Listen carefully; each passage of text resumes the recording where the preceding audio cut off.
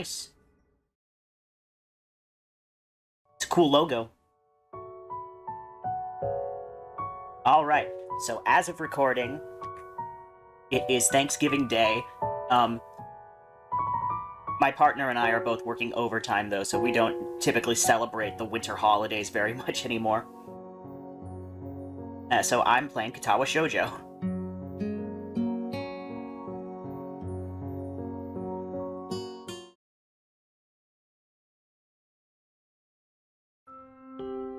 A light breeze causes the naked branches overhead to rattle like wooden wind chimes. This is a popular retreat for couples in the summer. The deciduous trees provide a beautiful green canopy far out of sight of teachers and fellow students. But now, in late winter, it feels like I'm standing under a pile of kindling.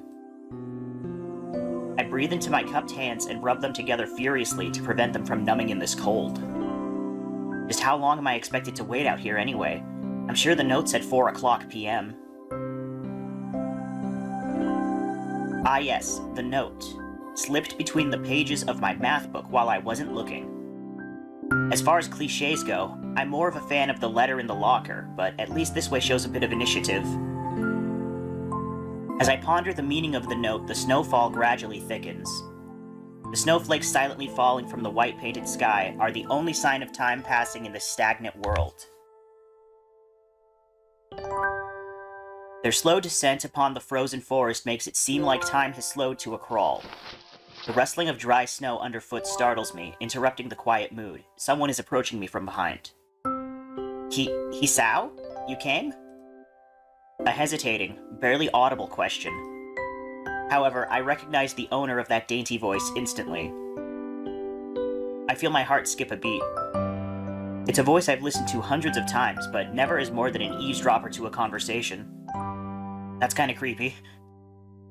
I turn to face this voice, the voice of my dreams, and my heart begins to race.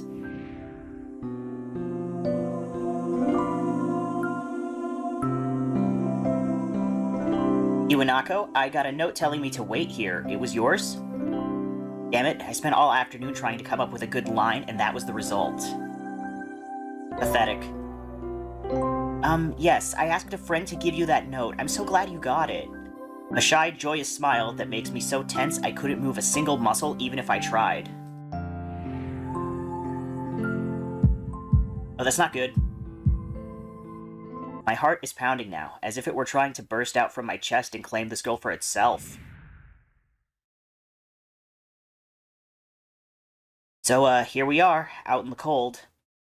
Once again, the wind stirs up the branches. The cacophonous noise is music to my ears. Iwanako flinches ever so softly against a gust of wind.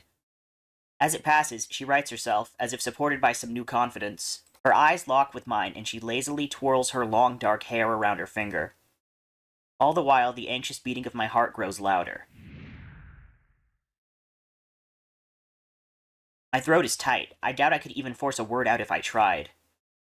You see, I wanted to know if you would go out with me. I stand there, motionless, save for my pounding heart. I want to say something in reply, but my vocal cords feel like they've been stretched beyond the breaking point. Hisao? I reach up and try to massage my throat, but this only sends spikes of blinding pain along my arms. Hisao? My whole body freezes, save for my eyes, which shoot open in terror.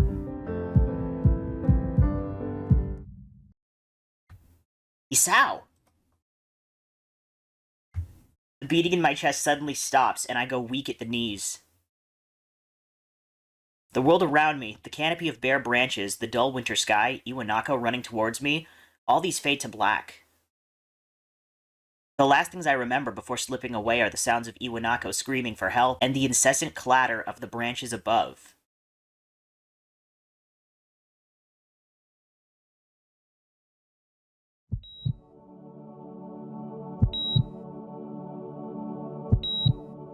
Four Leaf Studios presents Katawa Shoujo.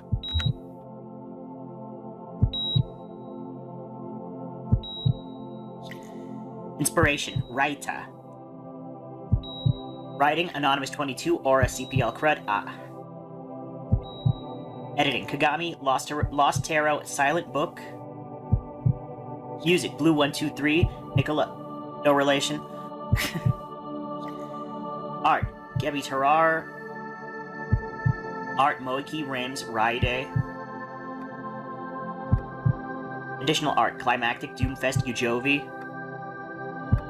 FMV animation. Mike and L. Directing. Delta Raide Ujovi. Engineering. Delta. Production. CPL Crud and Sariko.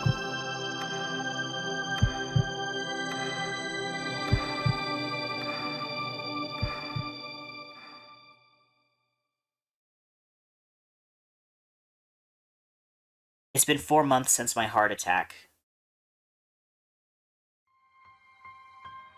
In that whole time, I can probably count the times I've left this hospital room unsupervised on one hand. 4 months is a pretty long time when you're left alone with your thoughts, so I've had plenty of time to come to terms with my situation. Arrhythmia. A strange word, a foreign, alien one. One that you don't want to be in the same room with. A rare condition. It causes the heart to act erratically and occasionally beat way too fast. It can be fatal. Apparently I've had it for a long time. They said it was a miracle I was able to go on so long without anything happening. Is that really a miracle? I guess it was supposed to make me feel better, more appreciative of my life. It really didn't do anything to cheer me up. My parents, I think, were hit harder by the news than I was. They practically had 2 hemorrhages apiece. I had already had a full day by then to digest everything. To them, it was all fresh. They were even willing to sell our house in order to pay for a cure. Of course, there isn't a cure. Because of the late discovery of this condition, I've had to stay at the hospital to recuperate from the treatments. When I was first admitted, it felt as if I was missed. For about a week, my room in the ward was full of flowers, balloons, cards. But the visitors soon dwindled, and all the get-well gifts began trickling down to nothing shortly after.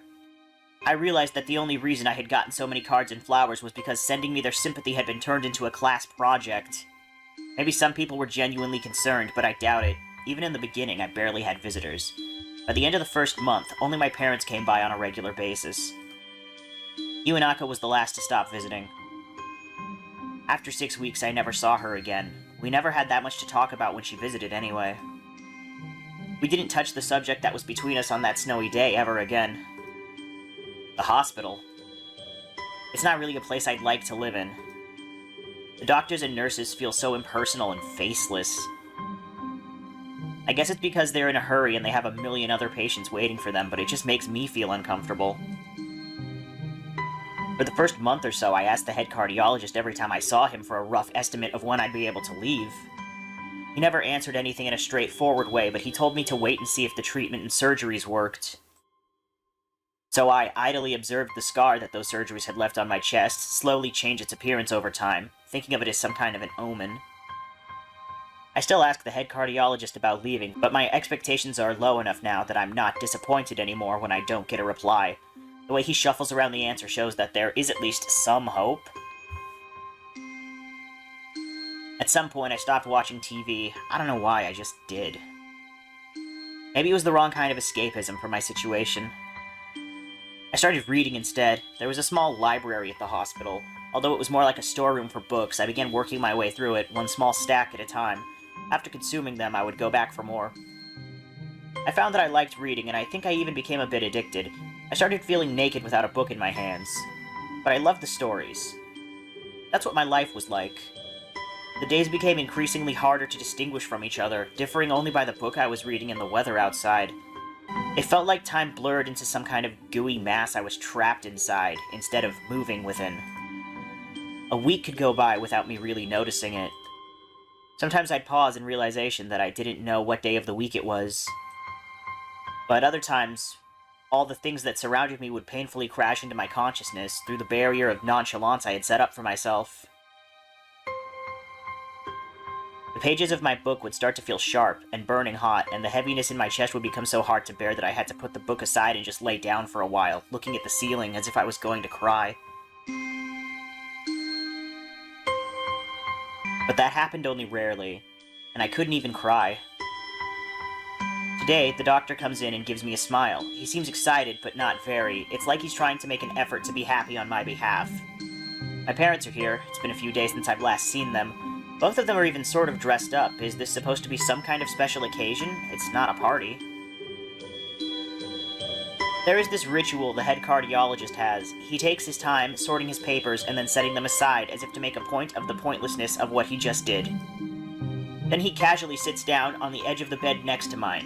He looks me in the eyes for a moment. "Hello, Hisao. How are you today?" I don't answer him, but I smile a little back at him. "I believe that you can go home. Your heart is stronger now, and with some precautions, you should be fine. We have all your medications sorted out. I'll give your father the prescriptions." The doctor hands a sheet of paper to my dad, whose expression turns wooden as he reads it quickly. So many. I take it from his hand and take a look at myself, feeling numb. How am I supposed to react to this?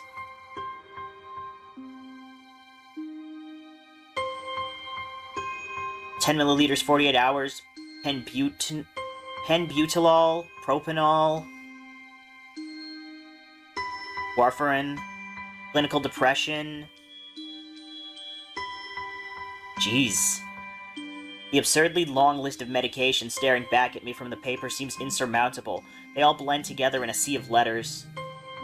This is insane. Side effects, adverse effects, contradictions, and dosages are all listed line after line with cold precision. I try to read them, but it's so futile. I can't understand any of it. Attempting to only makes me feel sicker. All this for the rest of my life? Every day? I'm afraid that this is the best we can do at this point. However, new medications are always being developed, so I wouldn't be surprised to see that list fade over the years. Years? What kind of a confidence booster is that? I'd have felt better if he hadn't said anything at all. Also, I've spoken with your parents, and we believe that it would be best if you don't return to your old school. What? Please, calm down, Hisao. Listen to what the doctor has to say. Calm down? The way he says it tells me he knew full well that I wouldn't like it. Am I going to be homeschooled? Whatever of my concern shows, it's ignored. We all understand that your education is paramount. However, I don't think that it's wise for you to be without supervision. At least not until we're sure that your medication is suitable. So I've spoken to your parents about a transfer. It's a school called Yamaku Academy that specializes in dealing with disabled students. Disabled? What? Am I? It has a 24-hour nursing staff, and it's only a few minutes from a highly regarded general hospital. The majority of the students live on the campus. Think of it as a boarding school of sorts. It's designed to give students a degree of independence while keeping help nearby. Independence? It's a school for disabled kids. Don't try to disguise that fact. If it was really that free, there wouldn't be a 24-hour nursing staff, and you wouldn't make a hospital being nearby a selling point. Of course, that's only if you want to go, but your mother and I aren't really able to homeschool you. We went out there and had a look a couple of weeks back. I think you'd like it. It looks like I really don't have a choice. Compared to other heart problems, people with your condition usually tend to live long lives. You'll need a job one day, and this is a good opportunity to continue your education.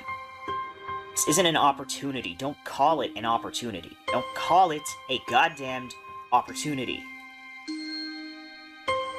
Well, you should be excited at the chance to go back to school. I remember you wanted to return to school, and while it's not the same one, a special school, that's an insult. That's what I want to say. It's a step down. It's not what you think. All of the students there are pretty active in their own sort of way. It's geared towards students that can still get around and learn, but just need a little help in one way or another. Your father is right, and many of the graduates of the school have gone on to do amazing things. A person doesn't have to be held back by their disability. One of my colleagues in another hospital is a graduate. I don't care. A person doesn't have to be held back by their disability. That's what a disability is. I really hate that something so important was decided for me, but what can I do about it? A normal life is out of the question now. It's funny. I'd always thought my life was actually kind of boring, but now I miss it. I want to protest. I want to blame this lack of reaction on shock or fatigue. I could easily yell out something now, something about how I can go back to school anyway, but no. I don't say anything. Fact is that I know it's futile. I look around the room, feeling very tired of all this. The hospital doctors, my condition, everything. I don't see anything that would make me feel any different. There really isn't a choice. I know this. But the thought of going to a disabled school, what are those even like? As much as I try to put a positive spin on this, it's very difficult. So you can already kind of see, like, the attitude that he has that is definitely going to need to change by the end of this story. As much as I try to put a positive spin on this, it's very difficult. But let me try. A clean slate isn't a bad thing. That's all I can think of to get me through this. At least I still have something, even if it's a special school. It's something. It's a fresh start, and my life isn't over. It would be a mistake to just resign myself to thinking that.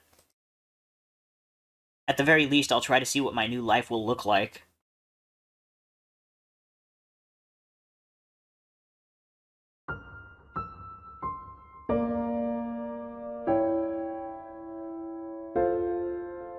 Act 1. Life Expectancy.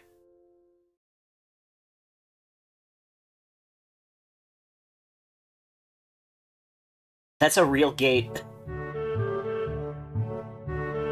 Or a very good painting. I actually can't tell. The gate looked far too pompous for what it was. In fact, gates in general seem to do that, but this one especially so. Red bricks, black wrought iron, and gray plaster assembled into a whole that didn't feel welcoming at all. I wondered if it looked like what a gate for a school should look like, but couldn't really decide. Probably no. Of course I didn't want to get stuck on thinking about the gate for too long, so I entered through it with a brisk pace that felt surprisingly good. Moving forward feels good. So I walked towards the main building of Yamaku Academy with this brisk pace. I'm alone, as my parents are taking my stuff to the dorms, and there's supposed to be someone waiting for me. The grounds are incredibly lush, filled with green. It doesn't really feel like the kind of grounds a school would have, more like a park, with a clean walkway going past trees and the smell of fresh-cut grass and all other park-like things. Words like clean and hygienic pop into my mind. It makes me shudder. I shake them off. Stay open-minded now. It's your new life. You have to take it as it comes. That's what I tell myself. A few big buildings loom behind the leafy canopies, too big and too many for just a school. Everything seems off. It's different from what I thought I knew about schools. It's an uncanny valley. Even though I was told this is my new school, in the back of my head it doesn't feel like one. I wonder if the feeling is real or caused by my expectations of a school for the disabled. Speaking of that, I don't see anyone else here. It's kinda eerie. It makes me wish there was somebody here so I could anchor myself to something tangible instead of having this feeling that I stepped into another dimension. The trees hum with the wind, and the green hues flashing all around me catch my attention. It makes me think about hospitals again. How they say that the operating rooms are painted green because green is a calming color. So why am I feeling so anxious despite all this greenery? Only, after I stand in front of the haughty main building, I surprise myself by realizing why the gate bothered me. It was the last chance I had to turn back, even if I had no life I could return to. But still, after entering, there was absolutely no way I could go back anymore. Feeling nervous, and with this realization set in my head, I open the front door. A tall man with bad posture notices me as I enter. We are the only people in the lobby, so it's only logical. Tall man. You must be... Niki? Nakai. So you are. Excellent. I'm your homeroom and science teacher. My name is Muto. Welcome.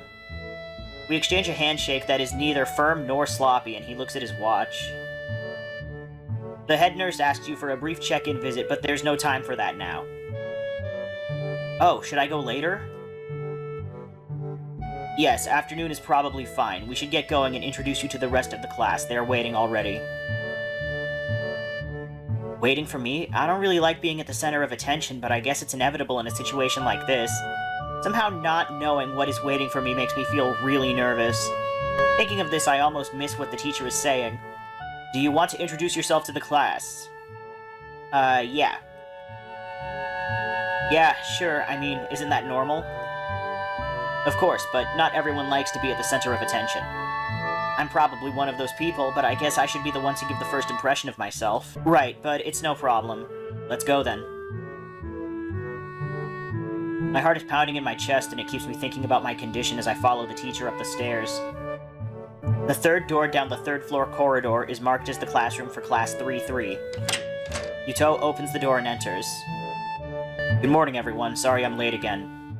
I hesitate for a split second at the door, freezing on the spot. Ugh, get a grip. This is a big step, I know that, but there isn't any point in worrying so much about it, at least not this soon.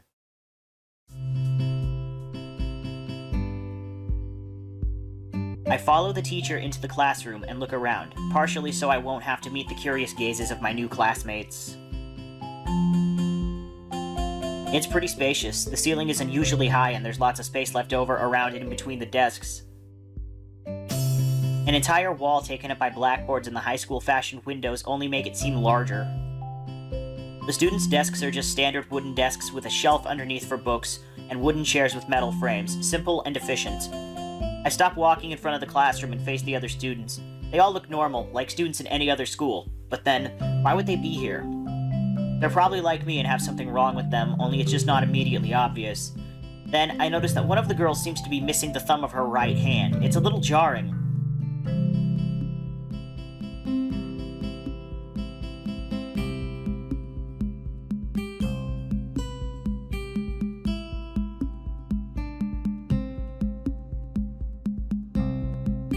Despite the natural tendency to listen when someone's talking about you, I tune out the teacher's speech halfway through while he introduces me to the class. I notice a flash of dark hair and see that someone is looking at me, a girl with really long, straight hair that is pretty eye-catching.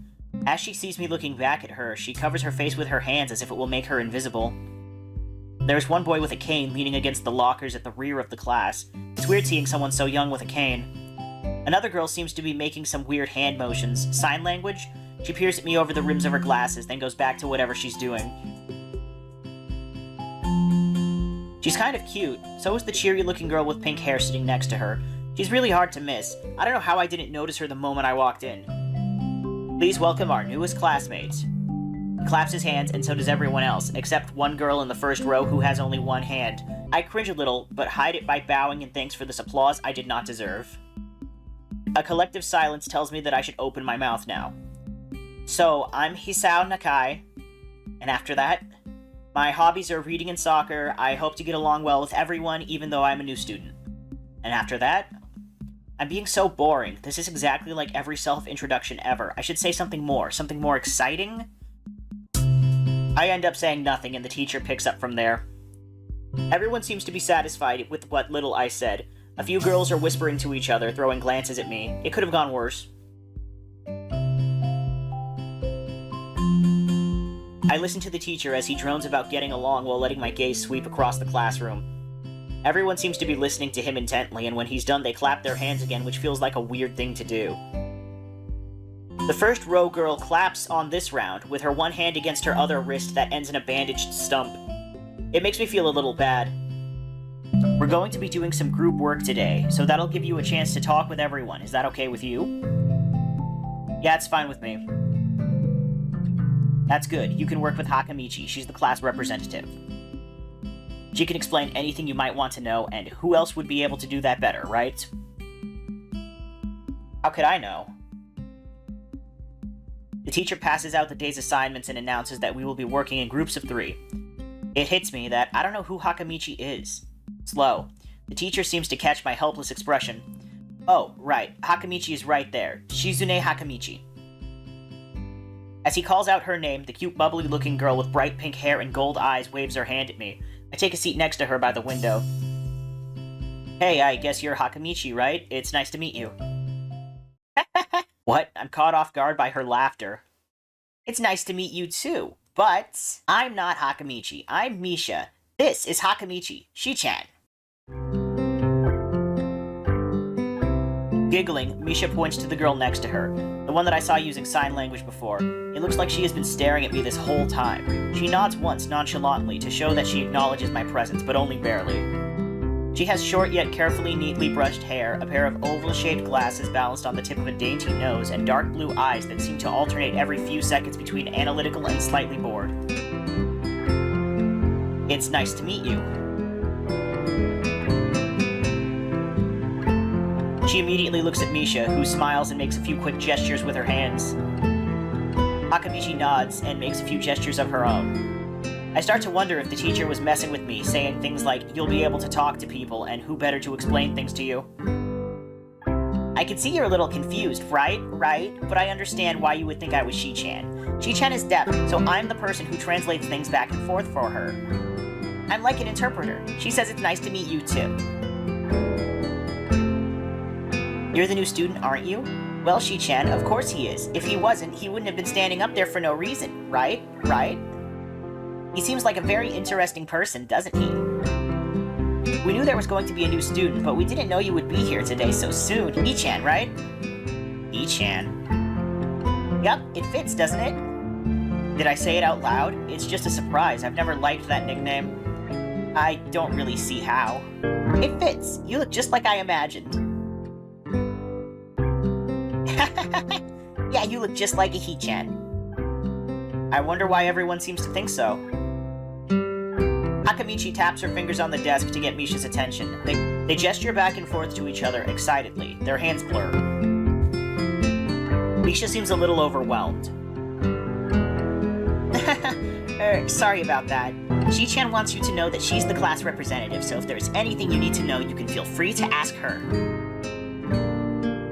Do you like the school so far? We can show you around a little if you haven't had the time to walk around and familiarize yourself with it? Misha stumbles with the hard word a bit, making it stick out in her otherwise fluid translation. Thanks, that would be pretty helpful. Yeah, I just kinda came straight to class today.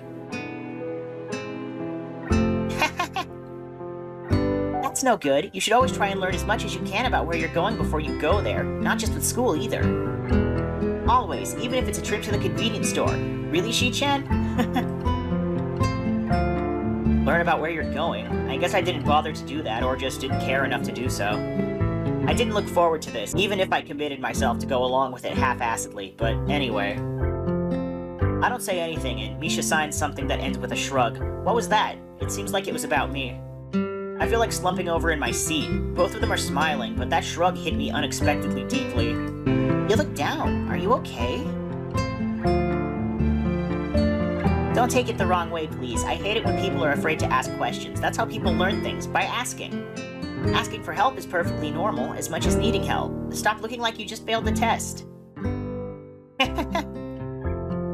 Alright.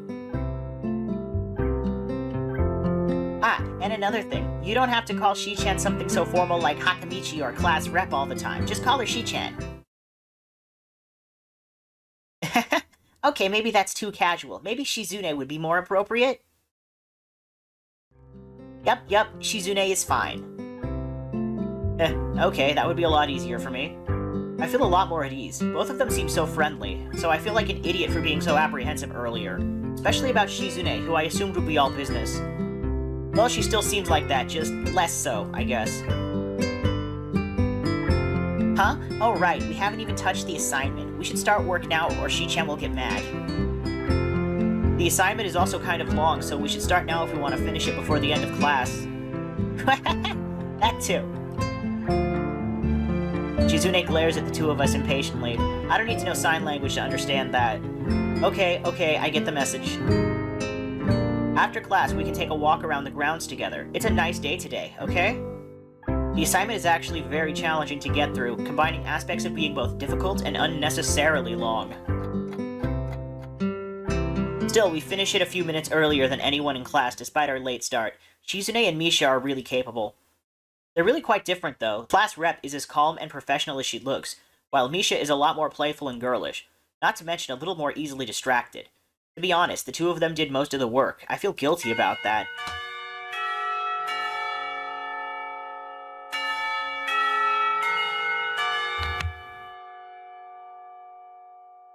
The clock tower bells ring, signaling the end of the period. Time for lunch. Without knowing what else to do, I follow Misha, who is beckoning me into the hallway and down the stairs. We descend even below the lobby where I met Muto, down to the bottom floor. Just like everything in this school, the cafeteria seems too spacious and oddly modern in contrast to the classic exterior.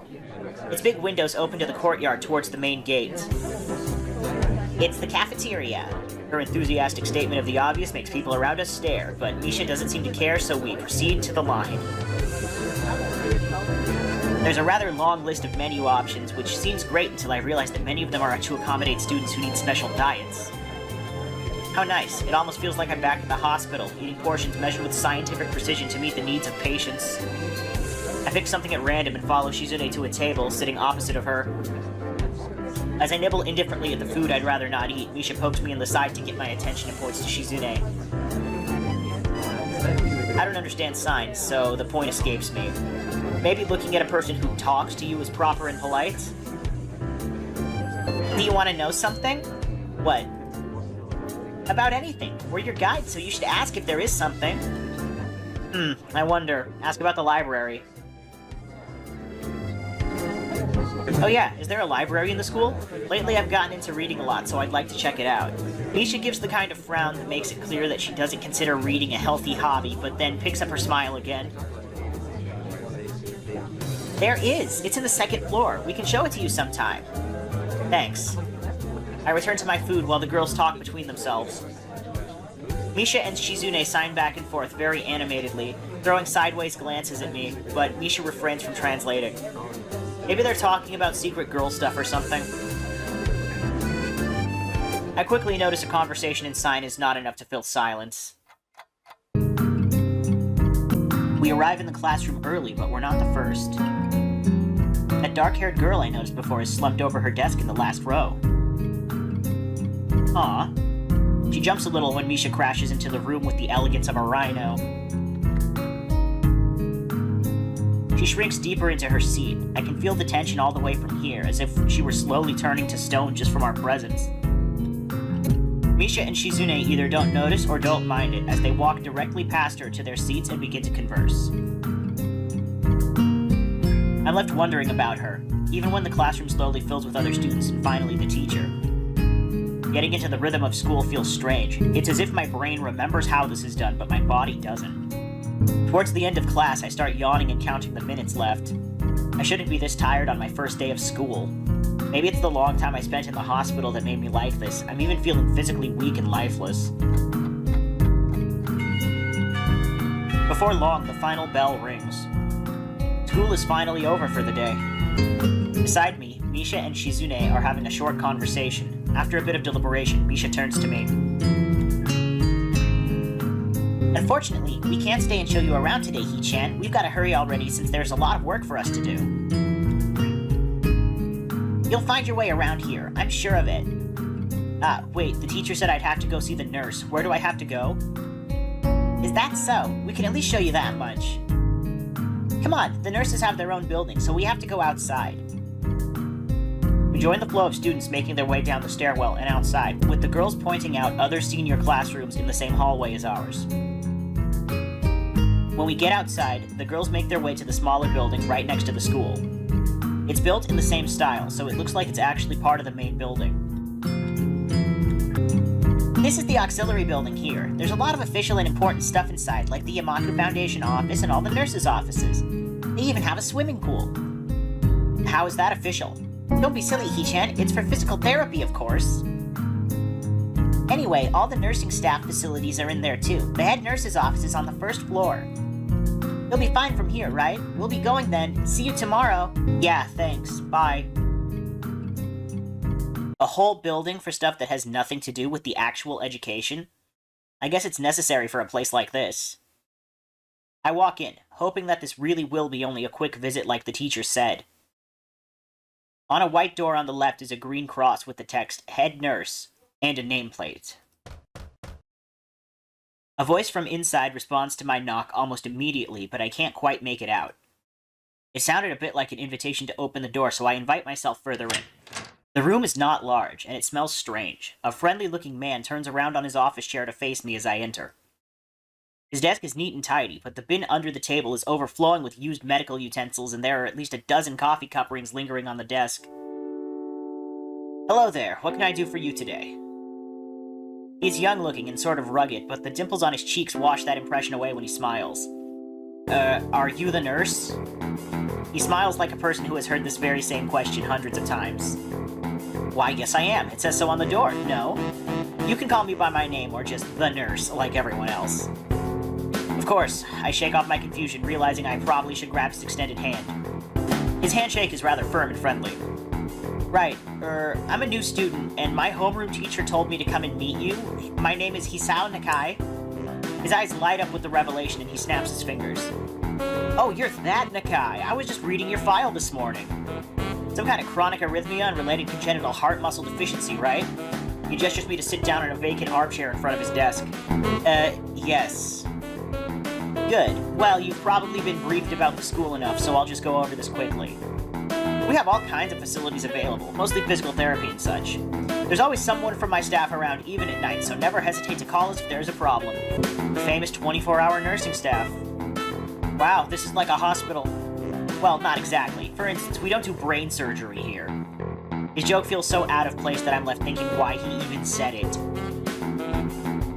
Yeah, just that it's really weird to have so many medical people at a school. You'll get used to it. I'm not so sure of that myself, but I don't let the nurse know it. Now let me just find your file again. While he searches for something from his computer and shuffles stacks of papers around, I let my gaze wander around the room. It's the epitome of generic, I'd like to say. Beige walls and ceiling, dark gray laminate flooring, and all the equipment you'd expect from a school nurse's office. Even the ridiculous educational posters are hanging on all 4 walls, reminding me to eat properly 3 times a day and from all the food groups. Smiling, the nurse draws a thick file from a stack of similarly thick files and opens it. So, you already have medication for the arrhythmia. Just remember to take your pills every morning and evening, or it won't be much help. Apart from that, do you do any sports? Rash stuff, like, I don't know, boxing? He grins to his own joke, but I don't. Well, I played soccer occasionally with some classmates. Alright, I'm afraid I'm going to have to recommend you refrain from doing that, at least for the time being. Oh. My lack of reaction makes him raise an eyebrow, but really I'm not too bothered by him forbidding me to kick a ball around. I guess I never did it out of burning passion for the sport, just to have something to do. Any kind of concussion might be very dangerous to your heart, and risking another attack is not a good idea. Was the previous one caused by a sudden concussion to the chest area? There is no mention of the cause in your papers. Not exactly. I sidestep the question acceptably, and he glances at me over his papers with a more serious expression on his face. Still, you need to keep your body healthy, so some exercise would do you good. We have physical therapy and such available, as I said, but I don't think you really need such heavy measures. Just get in some light exercise daily. Brisk walks or even light jogging, jumping rope, that sort of thing. Swimming, maybe? There is a pool here. So I was told. You were? Very good. At any rate, and I'm sure you've been told this before, you just need to take care not to overexert yourself. He wags his finger to emphasize the point. No need to, really. I've heard this 1,000 times already. Absolutely no unnecessary risks. Take care of yourself. Okay. He goes over my papers one more time and sets them on the desk, obviously content. Good. That's it then. Come and meet me if you ever need something. I'm ushered out before I even realize it. A quick visit indeed. I end up standing in front of the main building and the auxiliary building, although to my eyes they still look one and the same. It's the first real look I get at the other students, so I watch people coming out of the school going towards the gate or the dorms. Everyone seems to know where they're going, and I still keep thinking that most of them don't look too special for being students at a special school. And again, neither do I. What kind of line of thinking is that? Well, these people don't look disabled. Like, come on, dude. Does that make me one of them? One of us? I should go somewhere too, to prevent me from getting lost. It's around dinner time, but I feel tired instead of hungry. The weariness in me only grows as I trudge towards the dorms, set a little way apart from the main building complex. There's a garden of sorts between the school and the dorms, shrubbery, flowers, and that overbearing smell of fresh-cut grass that fills the atmosphere. It dawns on my tired mind that the smell feels novel because I haven't been outside at all for so long. The dorm building is big and made of red brick. Like the others, it feels way too pompous for what it is, so I push forward, going inside. It takes more time than necessary to fish out the key I was given from my pocket. Room 119. Despite the ornate exterior, the inside of the dorm is fairly new, functional, and boring. Just like the main building, the halls and floors are wide to accommodate wheelchairs. The same goes for the elevators at the ends of the hallways. I poke my head around the corner of the common room door. Inside, a few students are watching the television. One nods and gives a quick hello before turning back to the TV. Seems that only the girls around here are sociable. I suppose that's perfectly fine with me. I climb the stairs to the upper floor. Here the small corridors branch off from the main hallway. Each of these minor halls seems to have a toilet and a shower, as well as 4 rooms. About halfway down the hall, I spy room 119. The nameplates on the rooms adjacent to mine are blank. I guess there are just 2 of us here. Light shines from below the door to room 117, so I knock lightly. Hello, is anyone home? From inside, I hear a few movements, and then the clicking of way more locks than I thought these doors had. After a moment, the door squeaks open. A bespectacled boy is standing in the doorway. Harry Potter? He's looking at me very intently through his extremely thick eyeglasses. Who is it? Blind? No, at least not completely. Why would he have eyeglasses if he was? He leans closer to me until our noses are almost touching. His breath stinks of garlic. Hisao Nakai, I'm moving into the next room. I thought I should introduce my... His face suddenly brightens in realization, and he stands upright, thrusting his hand out in a smiling greeting, and almost straight into my diaphragm. Oh, sup dude, the name's Kenji. Hi. I take Kenji's sweaty hand and shake it, still a little rattled by the sudden change of attitude and vehement welcome. There were some suspicious-looking people going in and out of your room earlier. It was probably my parents. Your parents? You sure? Because they could have been some other people too. You can't judge a book by its cover. His out-of-place proverb is left hanging between us awkwardly as I try to think of some way to respond. I'd say the chances are high enough. He shudders and makes some exaggerated hand gestures. You're a brave man, Hisao. Me, I don't think I could trust the chances. The only one I trust is myself. Does that mean I shouldn't get to know you either? He thinks about this for a while. A wise decision. Damn, you are smarter than you look. Probably. What do you look like? I hope not smart. He squints his eyes and leans closer again, but I lean backwards to dodge it. Never mind, it doesn't matter. With that, he turns, fumbles around for a moment in search of the door handle, and shuts the door behind him. I slide the key into the lock of the door marked 119. Bleak beige walls, white linen, a desk made of some type of light wood, ugly curtains.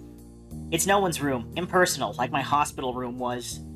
My bags are sitting at the foot of my bed, looking a lot emptier than they did this morning. The closet is sitting open, stocked with my clothes. Also, it seems that there are a number of school uniforms hanging there as well. A note is pinned to the sleeve of one of the shirts. Hi, Hi-chan. We unpacked your things and made your bed. They said that if these don't fit, then you should go to the office tomorrow. If you have any problems, you can always call us. Love, Mom and Dad. Well, at least I don't have to worry about unpacking. I kinda hoped I would have, then there would have been something to do. It's still too early. I put the note down on the desktop and lie down on the bed, feeling drained. Lying there makes me want to read something, but I have nothing with me. I wonder if the hospital conditioned me for wanting to read whenever I have nothing to do. The restless urge just keeps growing until I have to stand up. Maybe it's stress or something. I was pretty nervous about it before coming in, and for the entire day too. I still am, I think. Damn, I have to distract myself somehow so I won't be this unnatural all the time. Tomorrow I'll go borrow some books from the library.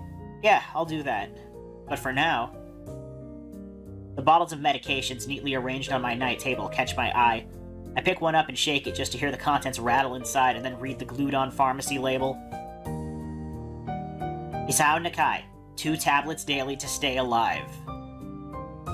It doesn't really say that, but it could just as well. It's kinda twisted having your life depend on chemicals like this. I resent it a little, but what choice do I have? With a sigh, I begin my new daily ritual of taking the right number of pills from each bottle, being careful to check the correct dosages.